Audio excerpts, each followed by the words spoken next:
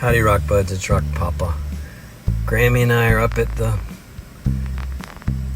Blue Ridge Parkway in the Ram van having a great time. I found a rock here that will be the subject of our next rock story. This is the Rock Story Ash Metamorphic Suite of rocks. That's a bunch of different kinds. And we're going to be looking at quartzite and a couple of other really interesting rocks from this Ash Metamorphic Suite. Hey guys, I'll be showing you some rocks that I found here, but since this is administered by the National Park Service, every rock here is called leverite. That means you leave her right there where you found it. And so after I take pictures of these rocks, I put them right back where I found them. So stay tuned for Rock Story Ash Metamorphic Suite, quartzite, and others. Okay, here's our Rock Story rock quartzite from the Ash Metamorphic Suite. You probably can't tell it, but this rock has a very solid crystalline feel to it. On broken edges, it is fairly sharp. I can imagine a Paleo-Indian making some kind of hatchet or something out of it. This is a clue that helps us know that this is a metamorphic rock. The sand grains have been actually fused together by the heat and pressure of metamorphism. Another clue to the origin of this rock is its gray color. That tells me that the iron in this rock has not been oxidized by a lot of hot climate. So it tells us that this rock formed in a probably wet and cool climate.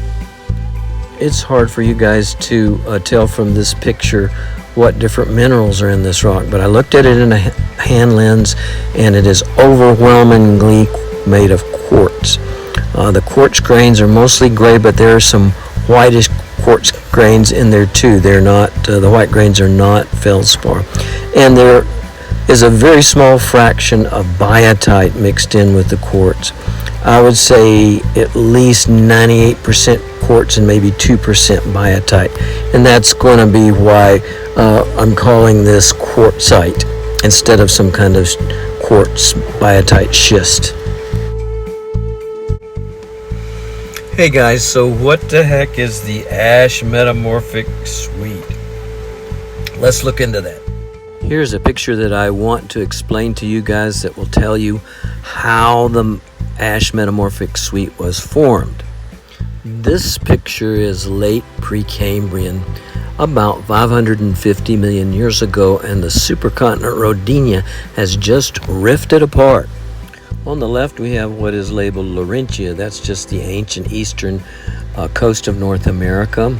And the little brown hunk that's drifted out into the ocean is in fact a long piece of ancient land crust that has rifted out from the mainland but stopped moving maybe 100 miles offshore. Here's what that brown rifted hunk would have looked like from the top view or bird's eye view. You've got the mainland on the upper left, and then the rifted hunk is a kind of an island offshore, which the giant red arrow is pointing to.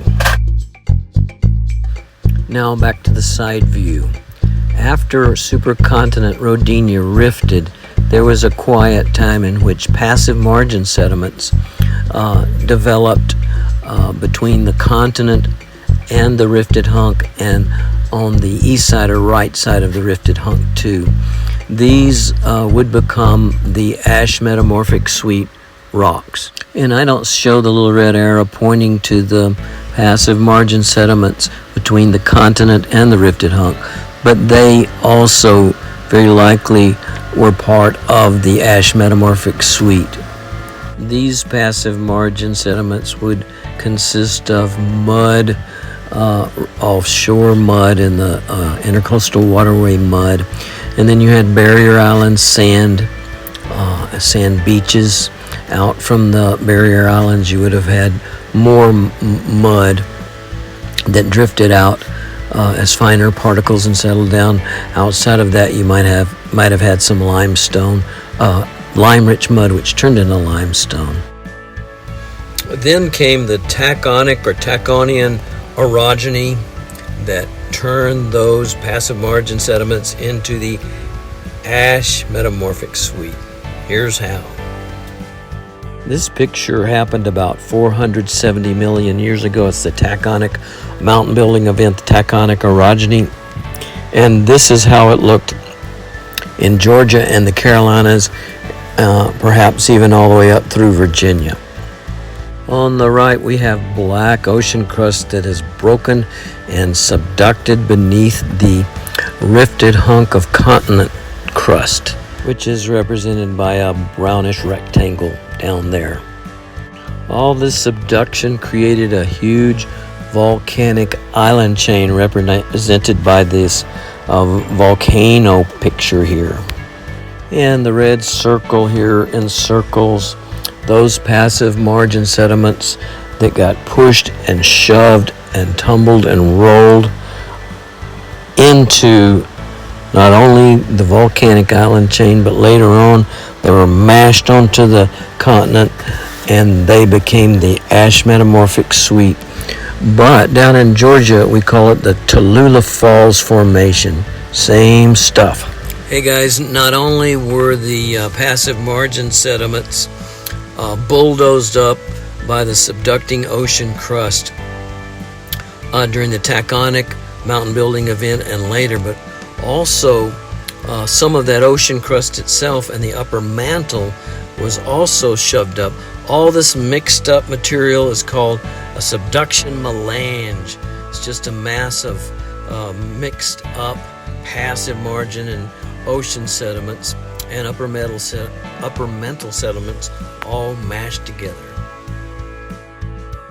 Hey guys, this is a Rock D geology map, and I highly recommend the Rock D app that you can get for free. And it shows the pink area, which is the ash metamorphic suite that runs from at least Atlanta, Georgia, all the way up into Virginia. And of course, in Georgia, we call it the Tallulah Falls Formation. In North Carolina, it's called the Ash Metamorphic Suite because it's all over the town of Asheville, North Carolina. And up in Virginia, it's even called something different. But it is all the same stuff. Passive margin sediments that were laid down right after Rodinia supercontinent rifted, and then during the taconic orogeny, those passive margin sediments were pushed into a subduction melange, and then even later during the Acadian orogeny, the whole package was shoved up onto the eastern edge of the continent. Here's another rock type that's part of the ash metamorphic suite. This is biotite gneiss.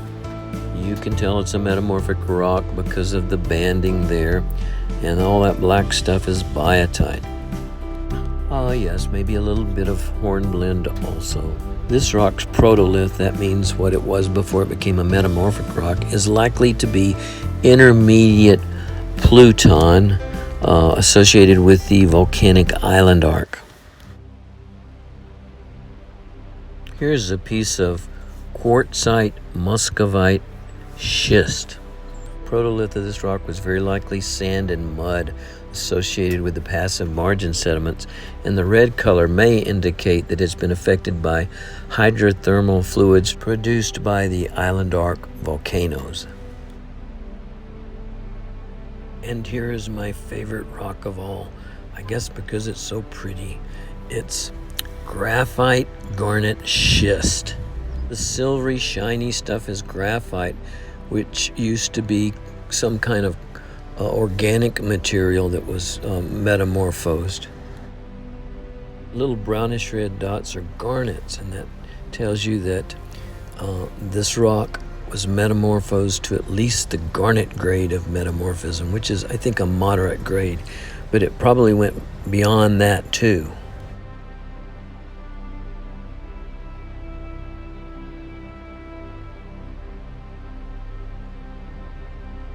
The orangey brownish, yellowish areas may be selimanite, which is also a mineral that represents very high metamorphism. Hey guys, that gray graphite stuff is soft. I can scratch it with my thumbnail. And you may remember in a previous video I called a rock that looked very much like this from the same area a mafic rock, because it had a greenish material in it. In retrospect, that greenish material may have been chlorite. Now I'm pretty convinced that what I had then and what we have now is a graphite garnet schist, a metamorphic rock. Hey guys, thanks so much for watching. Subscribe if you like this video, please. And I'll be doing one of these rock stories about once a week in the future. But the next video that's going to come out really soon is going to be a Ram ProMaster van camping van walkthrough video. So catch that on the next video. And this is your Rock Papa saying happy rock hunting to all my most excellent rock buddies. Papa out.